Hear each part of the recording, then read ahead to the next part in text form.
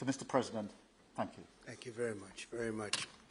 Prime Minister Starmer, Melania and I are tremendously thankful for the wonderful hospitality that you and Lady Starmer have extended today at Chequers. Quite the place, I must say, quite the place. And we're grateful beyond words for the spectacular honor of the state visit yesterday at Windsor Castle, hosted by His Majesty King Charles III and Her Majesty Queen Camilla. These are two fantastic people. We will never forget it. As I said last night, the bond between our countries is like no other anywhere in the world. The United States and the United Kingdom have done more good on this planet than any two nations in human history. That is thanks in large part to the traditions of British liberty, which grew up on these isles, these beautiful, magnificent isles, and were carried by our ancestors to the New World. We're forever joined, and we are forever friends, and we will always be friends. This enduring connection is why I was thrilled that the United Kingdom was the very first country with which we made a historic trade deal, and a very good trade deal. He's a tough negotiator. I think it was a better deal for you than us, but these are minor details. It's a very good deal for both of us. He's a great negotiator who will extend our unparalleled security alliance into the realm of economic security for the first time, and I look forward to finalizing it very soon. We'll have it done very quickly. We have also just signed a historic technology prosperity deal, one of a kind, to ensure our countries lead the next great technological revolution side by side. In fact, we just left the business leaders, the biggest in the world. Some are in this room right now. And that was quite a meeting we had on business and trade and technology. This trip has galvanized $350 billion in deals across many sectors, and we're committed to ensuring that the UK has a secure and reliable supply of the best AI hardware and software on Earth. And we supply that, and we'll make sure we supply it in quantity to the UK. We also are joining forces on quantum computing and nuclear power, a natural partnership for close allies. The United States, as you probably have heard, is doing better than it has ever done in terms of business and investment. The stock market has hit a new high, as you know, and that's for many, many days out of our fairly short 8 months. And we seem to be hitting new highs, and I think we're going to do much better even as time goes by. Jobs are at a record, and most importantly, we have more than $17 trillion, $17 trillion, and this is during an 8-month period being invested in the country, which is not only a record, but if you compare $17 trillion to the last year of the Biden administration, they did $250 billion. They didn't do $1 trillion for the 4-year period. We did $17 trillion of investment coming in. A lot of it's because of tariffs, and a lot of it's for a lot of other reasons, but there's never been anything like it. It's an economic superstar. That's what's become. It was mismanaged and badly handled for a long period of time, but it's not badly handled anymore.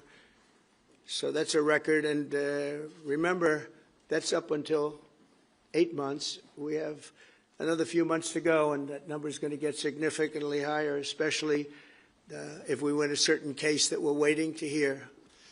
That will be something like the world has never seen. I want to congratulate the United Kingdom on making the vital commitment to spend 5% of GDP on defense at the NATO summit this year. We've worked together very closely in so many ways.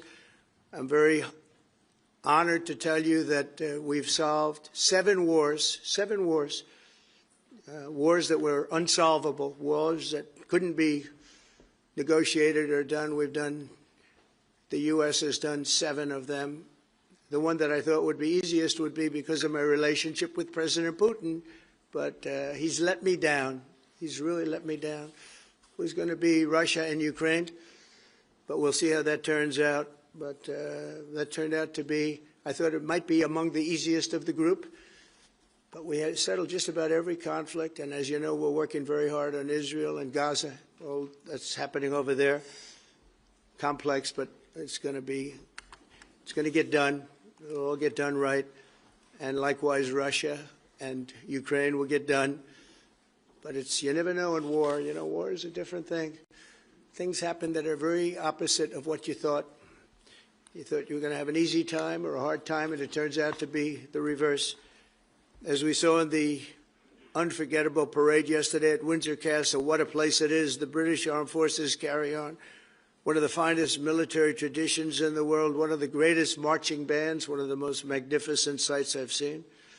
I know that our service members look forward, and we do look so forward, to working even more closely with yours as you push toward that 5% goal. And I think, Mr. Prime Minister, you're just about there. You're going to be there very quickly, along with a lot of other great countries. I want to thank NATO and our wonderful head of NATO, who's really worked very hard, Mark, for the job they've done. As you know, NATO is at 2% GDP, and they didn't pay it. Now they're at 5%, then they pay it. And we appreciate that. And we're sending a lot of weapons to NATO. NATO is paying for those weapons in full. But we're sending them, and we're doing a great job at getting them what they need. And we appreciate the fact that they're taking care of it, because the United States is into that war for $350 billion. And just really very sad. Just got out of control. They didn't know what they were doing. But over the generations, British and American warriors have shed their blood side by side in defense of liberty and freedom. And that's why it's so imperative that the United States and the United Kingdom stand together for these fundamental rights and values of the English-speaking world. And we've always stood together, and we will continue to. Just last week, a great American, Charlie Kirk, was heinously assassinated for speaking his mind. He was a great young man, incredible future. Some people said he might be president someday. I told him, I said, Charlie, I think you have a good shot someday at being president. And he just wanted to take care of youth. He loved youth. I've never seen anybody relate to youth like Charlie, and they related to him, and they're devastated. But I appreciate the many British citizens who have offered their condolences. And again, Charlie was a great person. We'll be going out to a service on Sunday. I'll be leaving with some of the people in this room just to celebrate Charlie and all that he's done. So incredible. Never seen anything like it. But I hope that together our nations can lead a movement to defend the glorious traditions of freedom on both sides of the Atlantic. There could be no greater tribute to the immortal bonds of affection and loyalty that unite the British and the American people for all of time. We have a relationship like no other. It will always be that way. We will always be united. We'll always be together.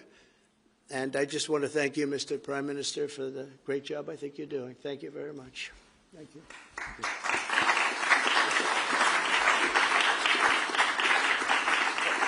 Thank you very much, Mr. President. We're going to take some questions. I'll pull 2 or 3 to start with, and then I'll pass over to the President. I've got Chris Mason from the BBC first. Chris. Thank you both. Chris Mason, BBC News.